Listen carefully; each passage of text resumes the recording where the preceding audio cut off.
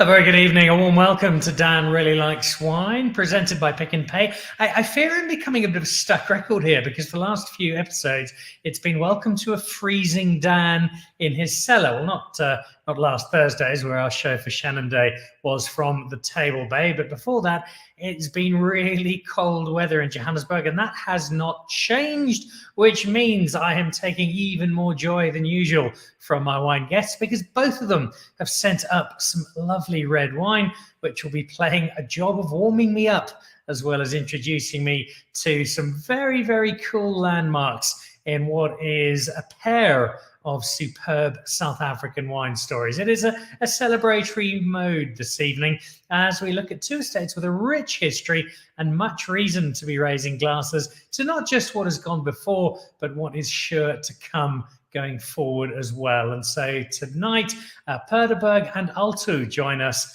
as we look at where they've been, where they are, and where they are going. And we're doing so with some lovely wine, including a very special limited edition bottle from Perdeberg that I'll introduce you via my glass to in just a moment. Before we get into that and our two guests, though, let's have a quick look at the news from the world of wine.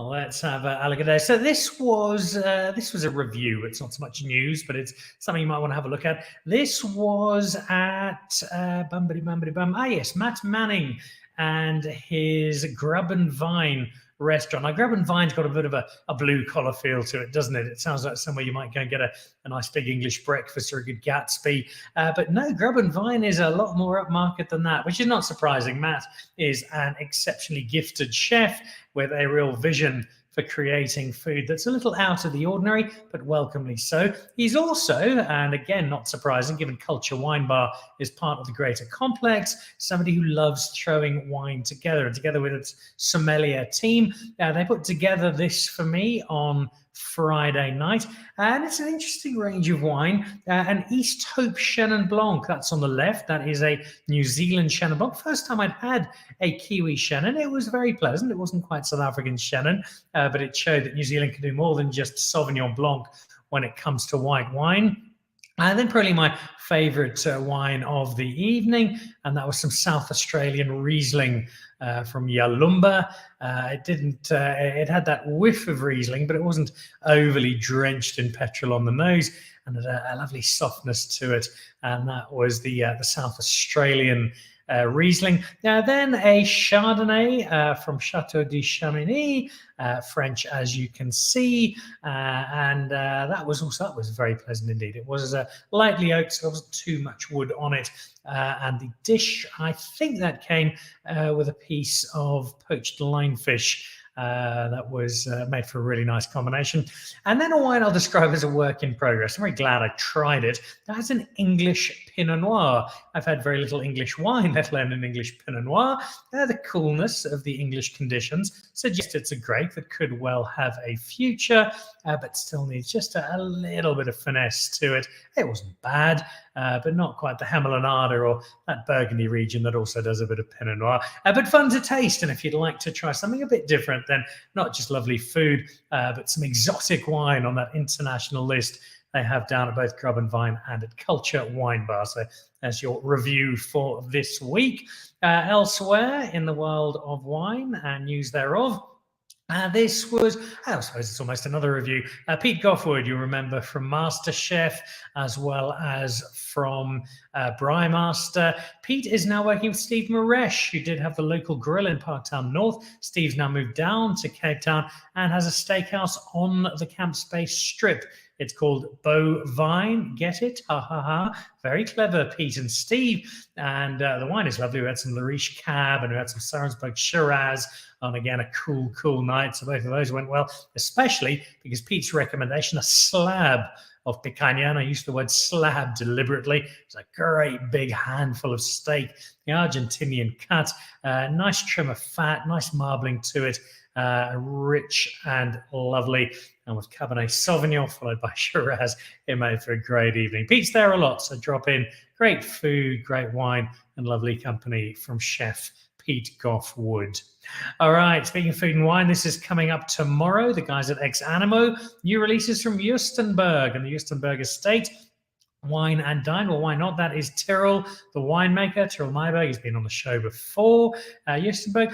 I feel Justenberg sits under the radar a little. It doesn't always get quite as much attention as it should for wine that is generally pretty good.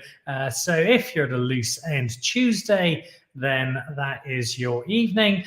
Coalition Pizza throwing together the food to go with the range of new releases from Justenberg.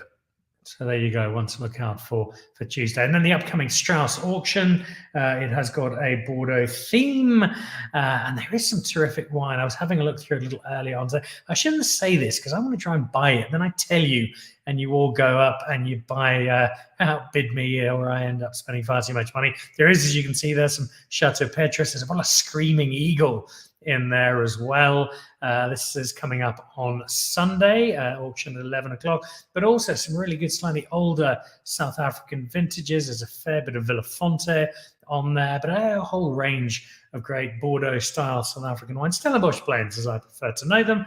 So that is coming up on the 26th of June. So look out for that. Strauss & Co.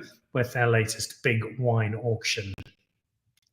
So it is a busy week of wine. It's a busy evening of wine with two great members of the wine community. And they are both with us from slightly different parts of the wine world. Alberto's joining us for the first time. Berto making a return appearance. Lovely to have them both. Gentlemen, good evening. Warm welcome to Dan Really Likes Wine. Great to have you with us. And great to be celebrating some anniversaries. Alto we'll get to in a moment. You guys have got a centenary to be dancing in the vines about. Albertus, it's also a pretty special year, or a pretty special couple of years for you guys. Tell us about the milestone that you're celebrating and why that's so important for you. Hi, Dan. Yeah, thanks for having me. Yeah, we're really proud. We just celebrated our 80th birthday in 2021. So yeah, it's a lot of celebration, 80 years of history in winemaking, history in people that just been part of the Perdeberg history through all these years. So 80 years on, you've been making wine for a little while now. Take us back 80 years and how things kicked off, how these 8 decades of Perdeberg first began. Yeah, I think we in 1940, the farmers of the region, they came together. They traditionally sold all their grapes to the KWV in those years. They decided to go more premium and decided to start making their own wine. So they started talking in 1940 and 1941. They actually, the company was established. And then in 1942, the first grapes were harvested or pressed in the cellar. Yeah, from there on, it started as a small volume, and it's really grown through the years, and also it actually revolved through the years. The quality was always key for us in this area, being a predominantly dry land grown region. So, and that's still the focus today, just being elevated as we've grown through the last 80 years.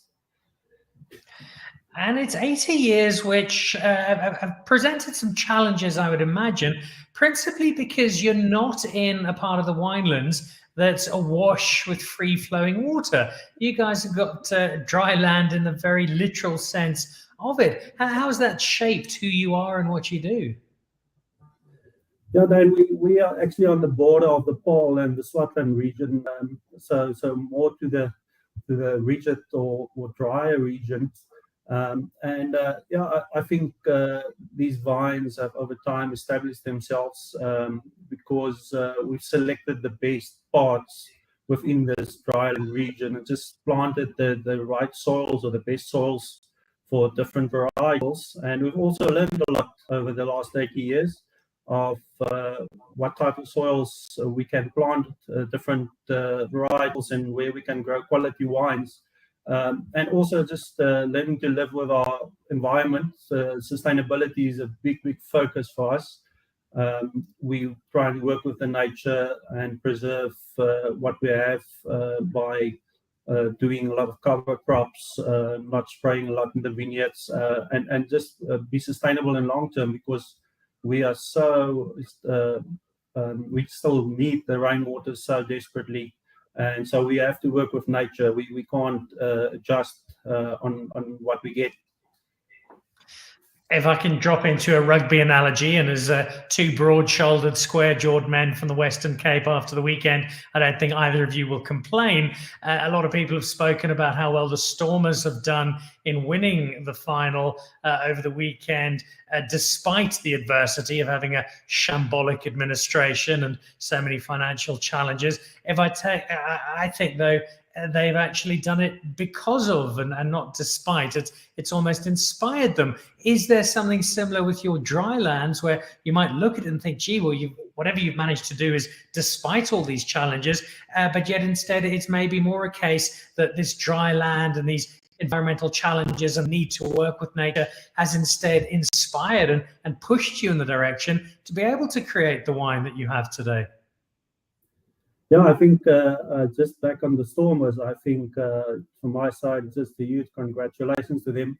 I think nobody gave them a chance at the beginning of the season, and it just shows you if you have a bit of guts and just stick to your guts and work with it. And I think, yeah, I think when it gets tough, the toughs get going. So in this dryland area, we had to do the same. The vineyards that just survive these conditions, they just manage to produce better and better fruit over the years. And you have to live with the challenges. It actually makes you stronger.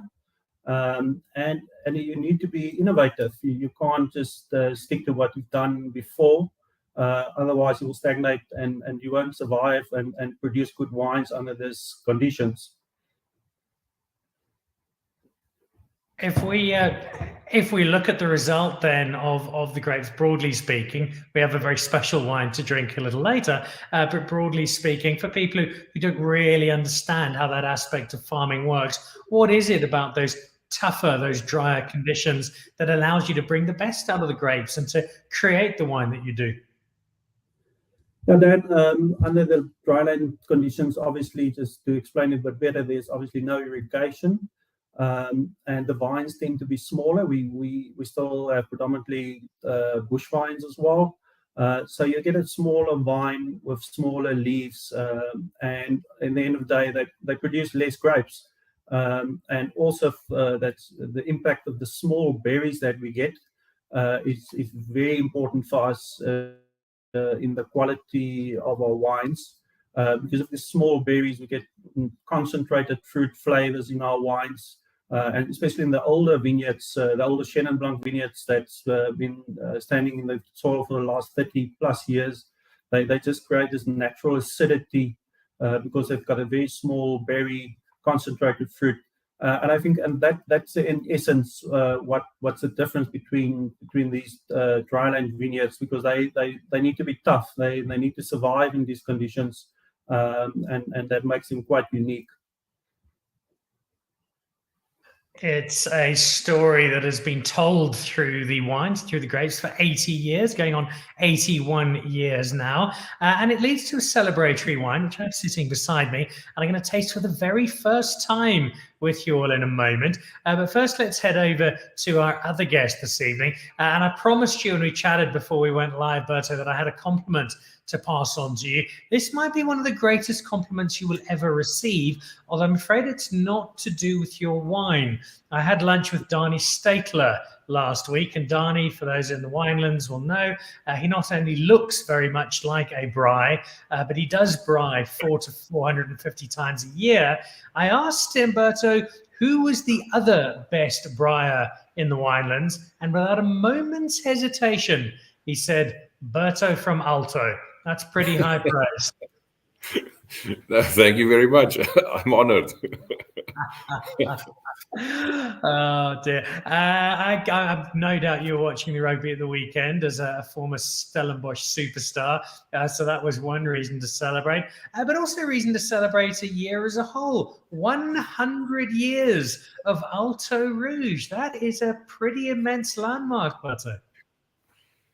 Yes, I think, Dan, if you look at landmarks, it's probably the one that everyone's looking forward to. I think 100 years is not something that just passes by. The history, tradition that we strive for on the estate in our wines and also in our whole destiny, I think is very special for us. So we're very privileged to have that, and it's going to be, the only thing about red wine is that you make a wine this year, but it's only going to be released in 2.5 years from now. So we'll keep the press hot, and hopefully we can ride the wave for a couple of years. Oh, make sure that you put Dan Really Likes Wine on that waiting list for the 100-year-old wine. Let's go back to the very beginning, as we did with Perdeberg and their 80 years a moment ago, a century back. And that very, very first red blend produced. Tell us a bit about those first couple of years at Alto. Yeah, Dan, we've done a lot of digging up history and stuff, and one unfortunate thing about the South African history or South African wine history is basically that no one wrote anything down. So we like sort of in the dark. I think there's a lot of dates that we just have estimates for rather than dates, and it's not on Alto. I'm talking about the whole industry as a general. But yeah, to get back to your question, I think for us, as I say, it's a fantastic opportunity to have this. The first blend that was made was basically exported to the UK for the first couple of years. So rumor has it that you have your horse and carts and trailers and whatever they came with. And they exported the wine in bulk in barrel, actually. So it was exported in barrels. I'm not sure about the size, but it was exported like that for the first couple of years. And then in the early 30s, the wine was actually bottled for the first time. We're not exactly sure whether it was bottled on the estate by hand or, well, most probably by hand, but we're not sure where. But I think if you look at that blend is still a part of our DNA. And I think to have a wine like the Alto Rouge is a fantastic. It's fantastic for us, and yeah, it's great for the country as well, and for the wine industry to have something that's been produced for 100 years, basically for 100 years.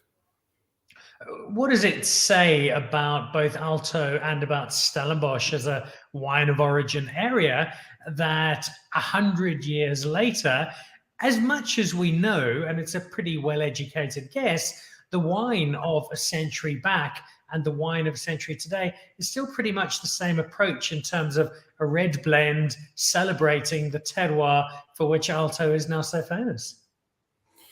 Yes, I think Dan, what makes the wine special is the terroir fact, and it's not just that Alto is special. I think the whole Helderberg offers something. Simonsberg. I think every area in Stellenbosch has got something that works.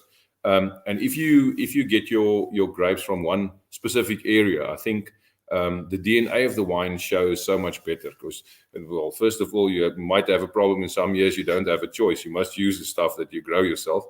But I think it brings out the DNA in the wine. And I always tell people that, if you take Alto Rouge or Cabernet or whichever wine, yes, and there will be differences between vintages. But if you look at the depth of the wine, you look at the character of the wine, the DNA is always the same. And I think that's quite something unique if you only use produce from your own estate. So I think for us, it's a great opportunity to show that. Cabernet Sauvignon has been part of the blend from the start. It used to be Cabernet Sauvignon, Cinsault, and Shiraz, and we got rid of the Cinsault. I think there's a lot of guys going back to Cab Cinsault blends, maybe based on history that it worked in Stellenbosch. But at this stage, it's Cabernet Franc. Those are the two main players, and then Shiraz and a little bit of salt and pepper on the other side. But Cabernet is, I think, the golden thread that runs through all the wines.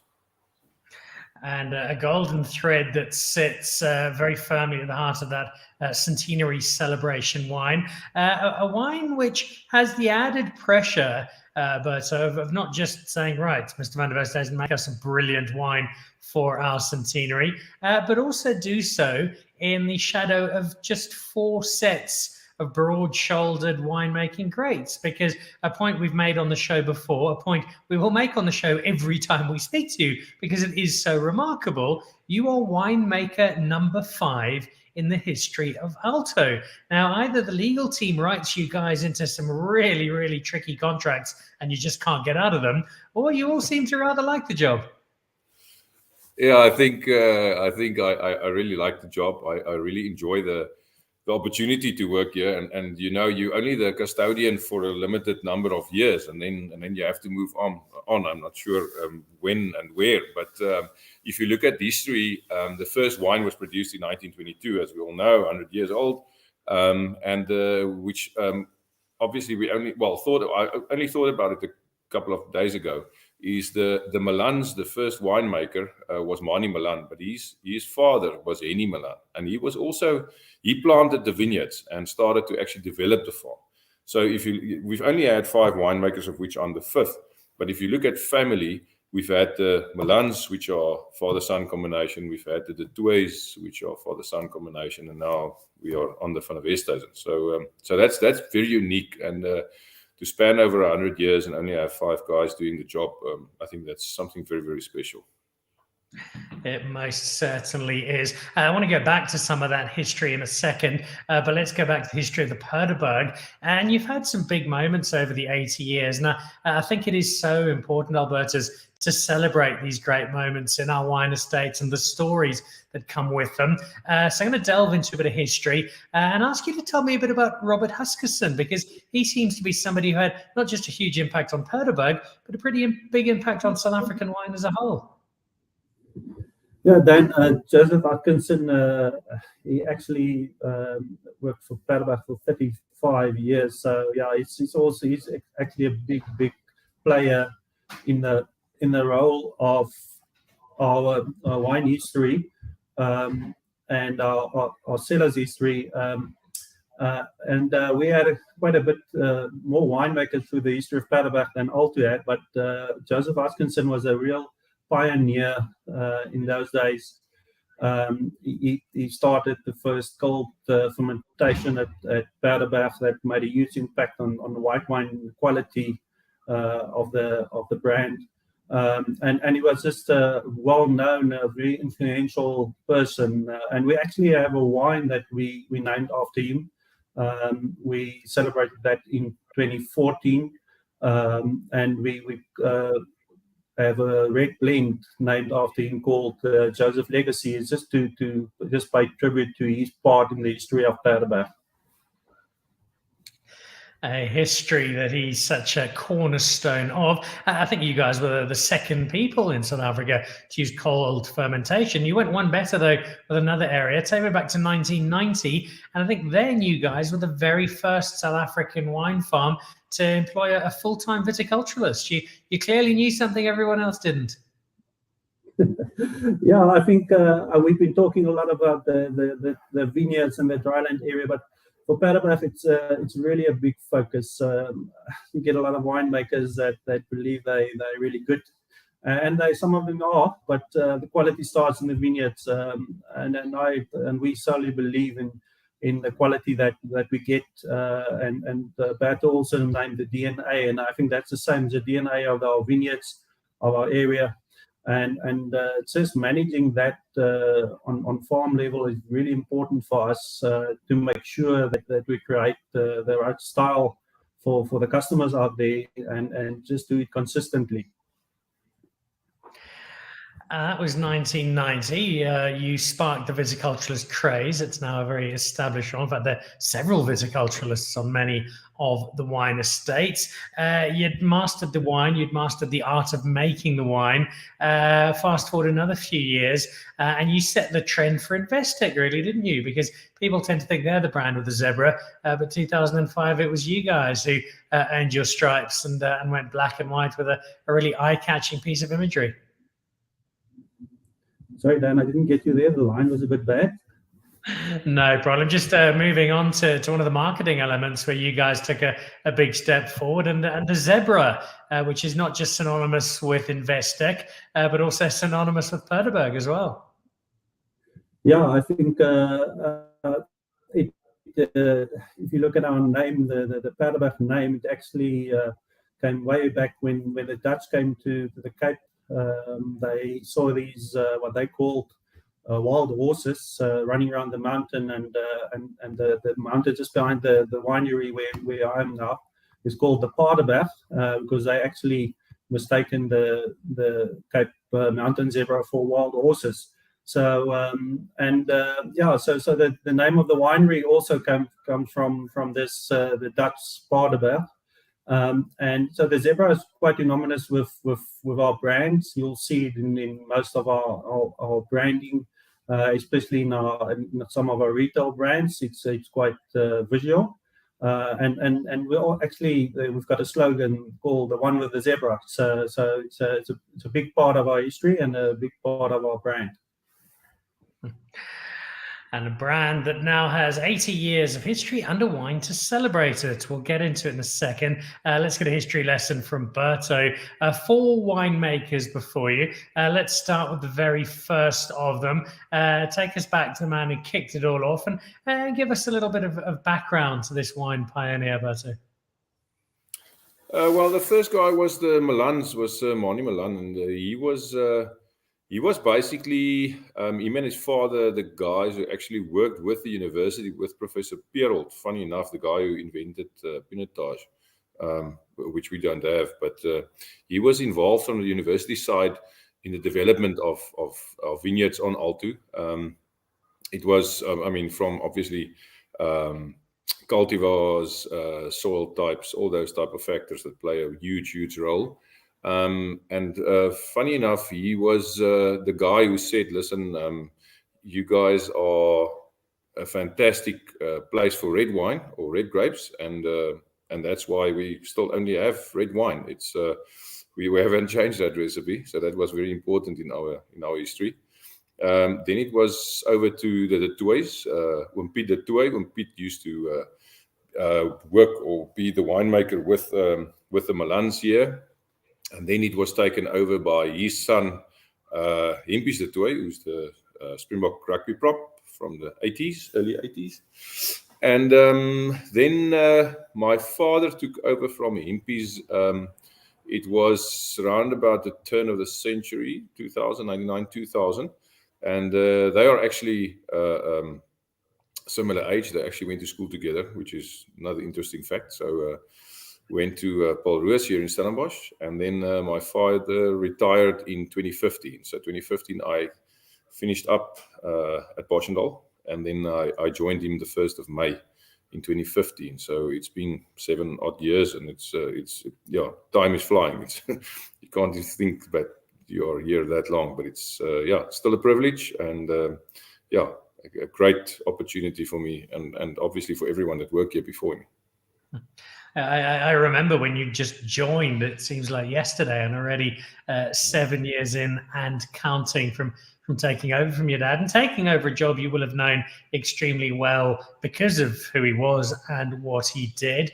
That greater sense of history, though, over the 93 years before you moved in to start making wine at Alto, how much does that shape, maybe dictate the style of wine you make, the approach you make, and how much do you try and just have a little bit of your own Berto influence on each vintage? Yeah, Dan, obviously there's a lot of rich history, and you can't just come here and try to reinvent the wheel. There's a reason why stuff worked for such a long period. But I think we've got slightly better planting material. I think if you start out in the vineyards, I think the way of there's only one way of farming with grapes, in my opinion, and that's the right way. I'm quite strict with that, and I think planting material is somewhere that has something that has changed the last couple of years. The farm was replanted in between 2000 and 2004, and I think if you look at all all the vineyards that was planted in that age. Obviously, there was a boom in the South African wine industry. A lot of people was looking for a lot of planting material, so that wasn't that great. But I think apart from the planting material outside, I think the measures that we do in the vineyards are more or less the same. I think we obviously use a little bit of modern technology with satellite imagery when it comes to ripeness and so on. That has also played a big influence in the last couple of years. But in the cellar, I think I've still got the same equipment. Hopefully that will change soon. But there's nothing wrong with the stuff that I have.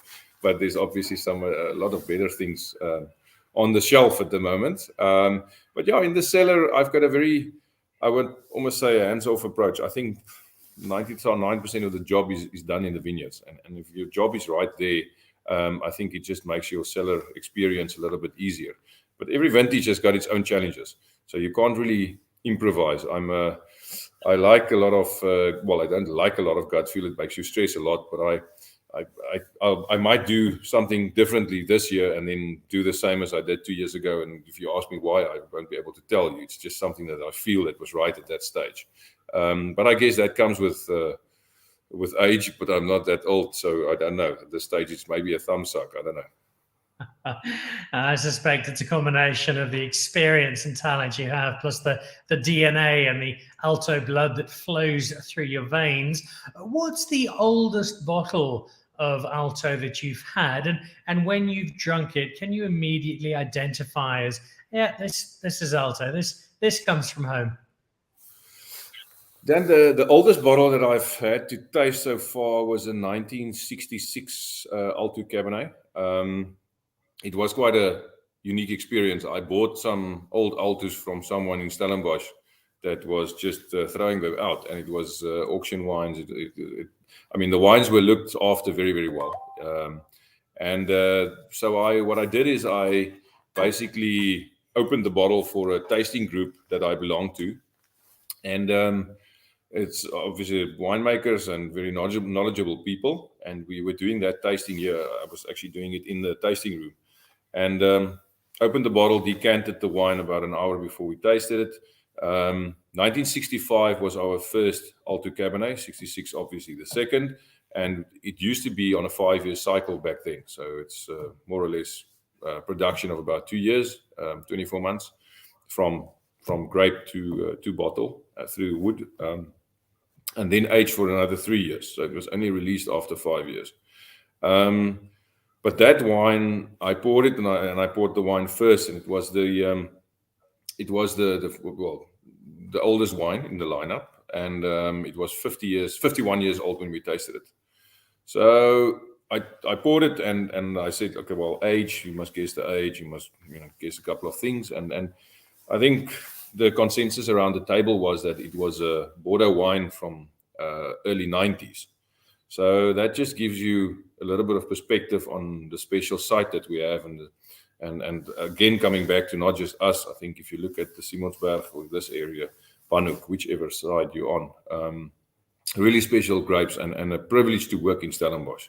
So yeah, that was I won't say I can taste the DNA in the wine back then because I haven't tasted a lot of those old wines, but I think being from this area, I think there's a fine golden line running through the wines, yes. You also refer to something that I've tasted time and again just in the last year or two, older Stellenbosch Reds that have got a freshness that belies their vintage. We had some of David Trafford's 97 that tasted like it couldn't possibly be more than a decade old, and had some 2012 Cape Winemakers Guild from Louis Stratham just this weekend. And that was surely only 3 or 4 years old. It's a wonderful attribute to our wine. What about you, Albertus? How far back have you gone with a bottle of Perdeberg? Then, unfortunately, we don't have the history of bottling that much of our own wine since probably last 15 years. So we have a very limited access to older wines from Perdeberg. So yeah, I can't really say that we have the same older vintages that Bertu just mentioned. I think the oldest ones that I tasted was early 90s, and that was some Pinotage. Yeah, I think also keeping up very well. Obviously, our climate and our soil types are quite different. And then Shannon's, we've got some really nice old Chenin Blanc wines that just keeps up for many years. So I would say that would probably be some of the greatest ones that I've tasted from Perdeberg, was some of the older vintages of Shannon's dating back to the 90s. Which leads to a question I think you were probably expecting.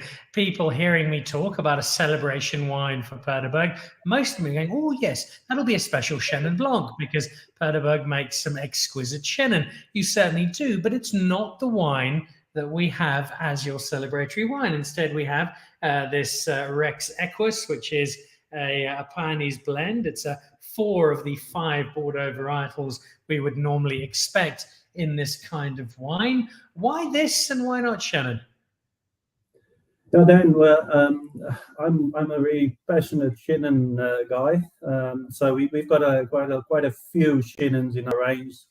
I think we've got actually 7 or 8 Chenin products. So when we talked about celebrating our 80th anniversary, we wanted to do something different. And obviously, we don't have a Bordeaux blend within our range. And if you look at the history of Perdeberg, way back when we started in the 1940s, it was predominantly white grapes produced at Perdeberg. But over the years, it actually changed. Where we are now predominantly red wine producer. If you look in our volume split between red and white, so we decided let's do something different, and just showing the innovation, but also celebrating the past. And that's why we decided to go for Bordeaux blend. And you mentioned 4 of the 5 varietals in there. It's dominated by Malbec, and I think Malbec is a variety that I'm very positive about in our conditions, and I think we will see some good things to come in future from new plantings of Malbec in the Perdeberg area. Which makes me very excited, because I'm mildly obsessed by Malbec. It's a grape that, from my time spent in Mendoza, I really got a fondness for. It's one that has been a little bit hit and miss, I think, over the years in South Africa, but more and more I'm seeing Malbec either on its own or in blends that is driving people towards an understanding and appreciation of this grape.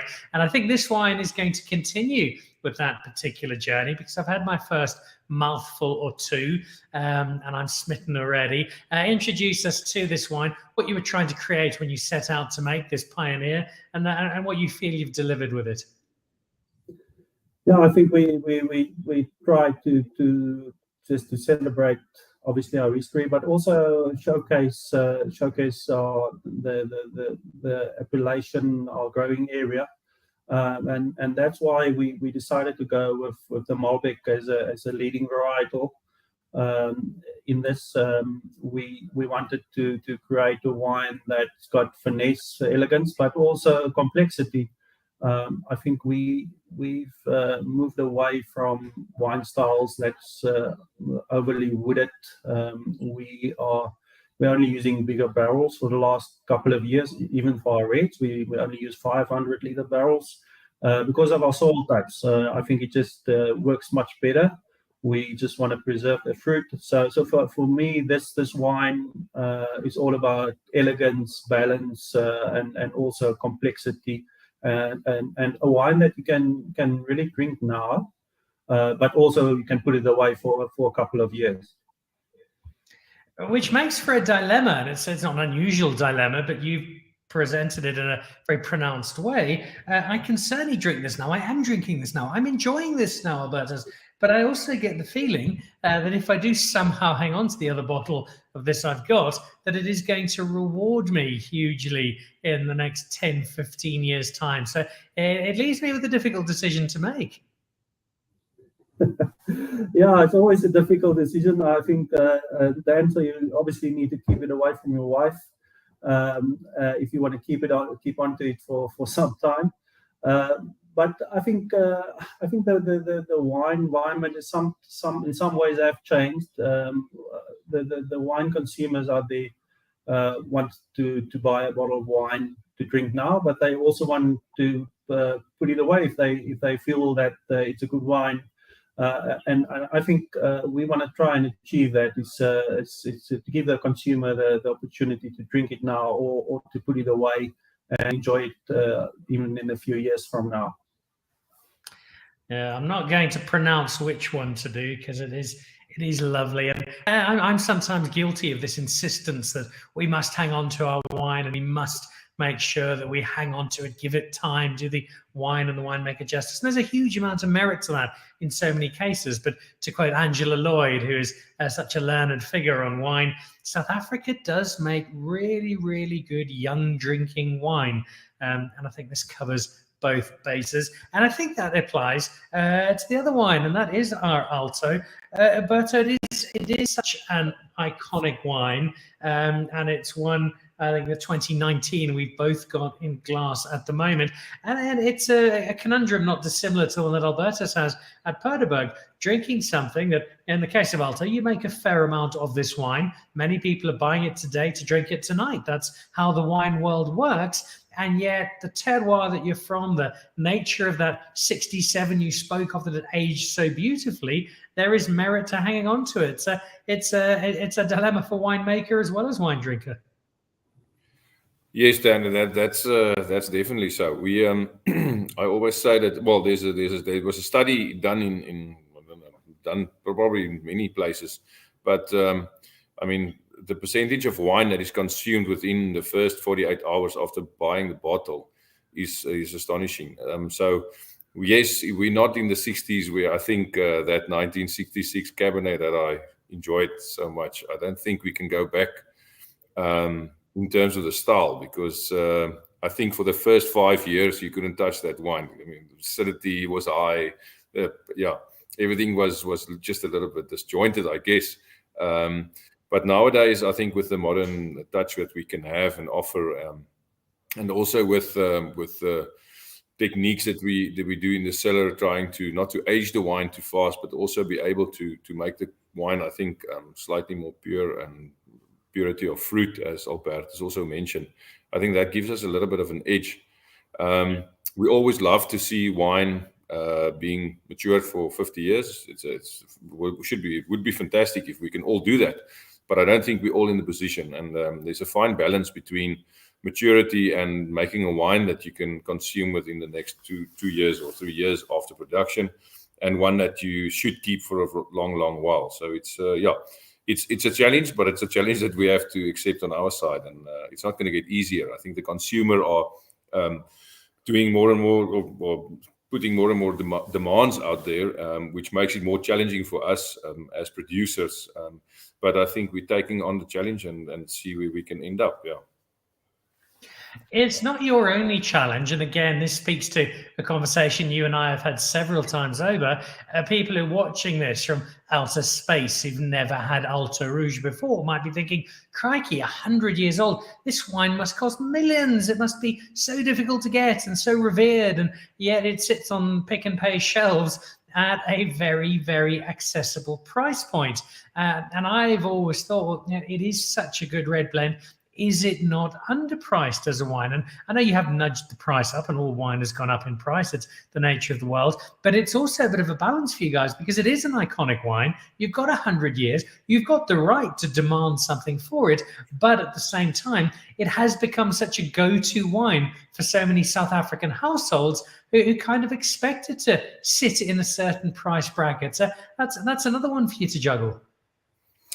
Yes, that is very. That's actually it's a difficult situation. We always obviously want to do more and produce more and sell more, but I don't think that equation works very well if you push up the price as well.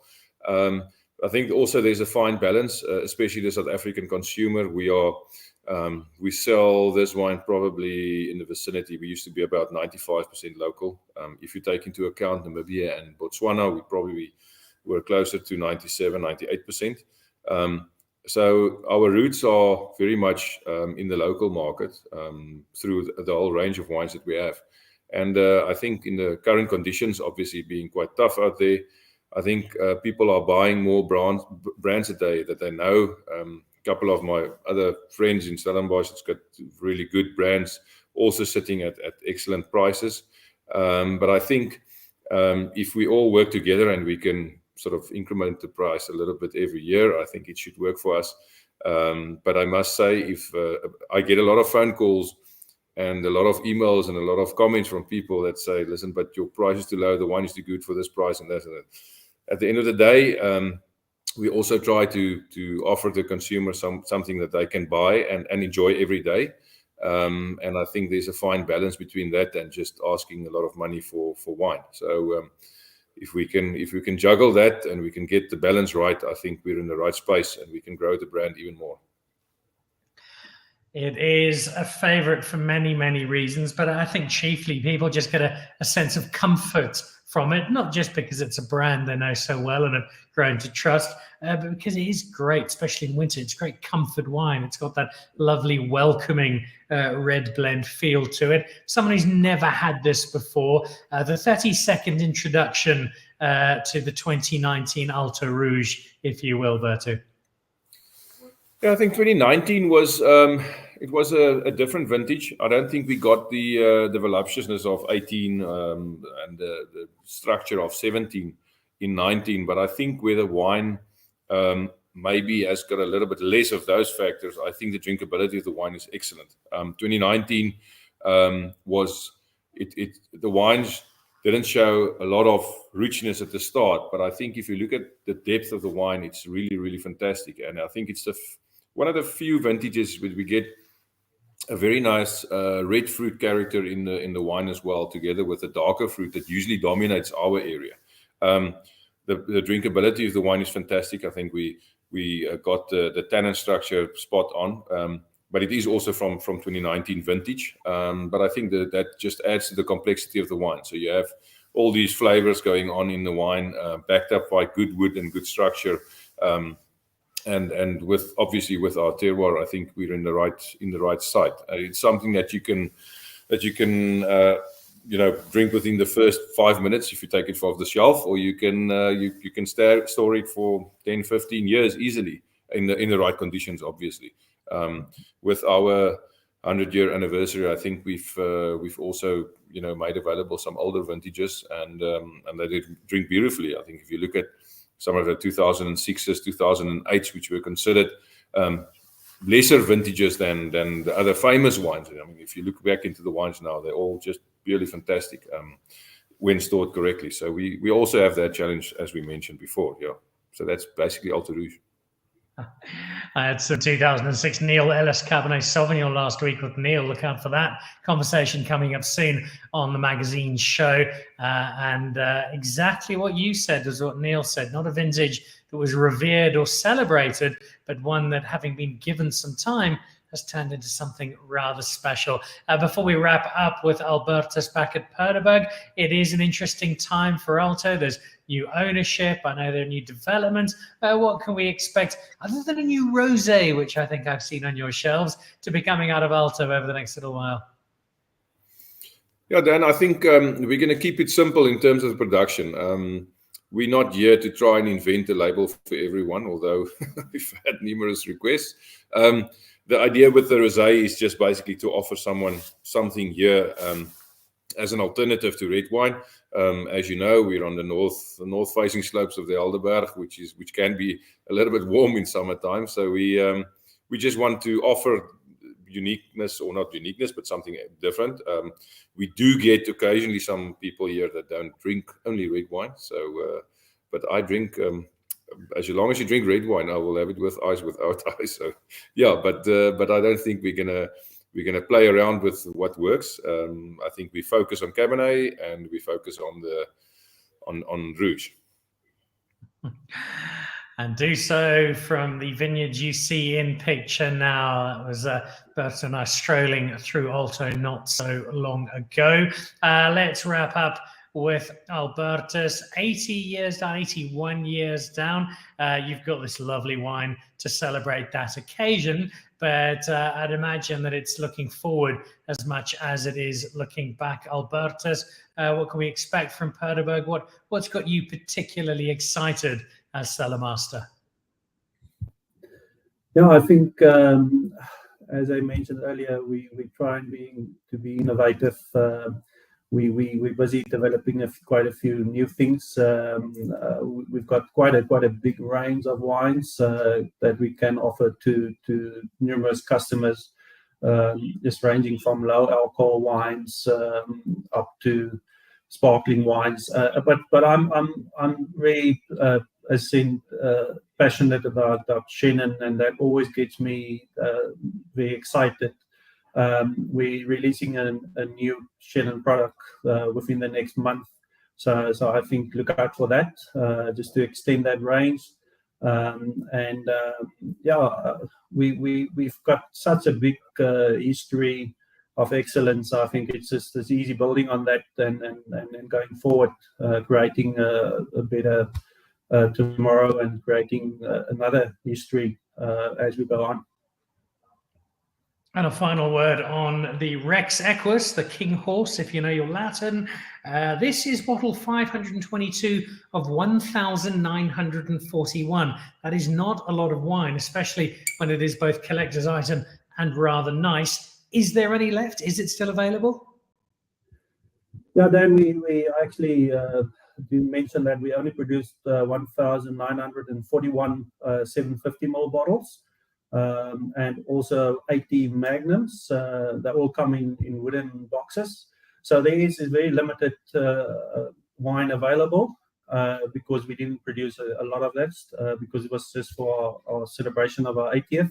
So yeah, people can still get a hold of that. You can just go to our online shop or just contact our seller door sales. And I think if you're lucky, you might still be able to get a bottle or to be able to drink. I wouldn't imagine they will last much longer. A nice little slice of South African wine history. That was the 80-year. Look out for the 100-year from Alto. I suspect that'll be on shelves in about 2 years' time. Guys, thank you. This has not just been delightful company and delightful wine, but it's also been a wonderful history lesson from you both on two estates with a very proud story to tell and a lovely wine culture. So Albertus, thank you. This is drinking beautifully. I'm going to go and bury the other bottle in the garden somewhere and hide it from Mrs. Nicol, who's a notorious wine thief when it comes to anything that's big and red. And Berto, always lovely spending time with you. I'd imagine the coals are almost ready to go, and the fourth braai of the week, and it's only Monday, will be getting underway. But guys, to both of you, thank you so much, and congratulations. We've got great wine stories in South Africa, and you guys have got two of the best. So thank you so much for sharing them and sharing the wine with us on Dan Really Likes Wine. Cheers, Dan. Yes. Thank you very much. Yes. There we go. Albertus Lowe, cellar master at Perdeberg, and Berto van der Westhuizen, winemaker number 5 in 100 years.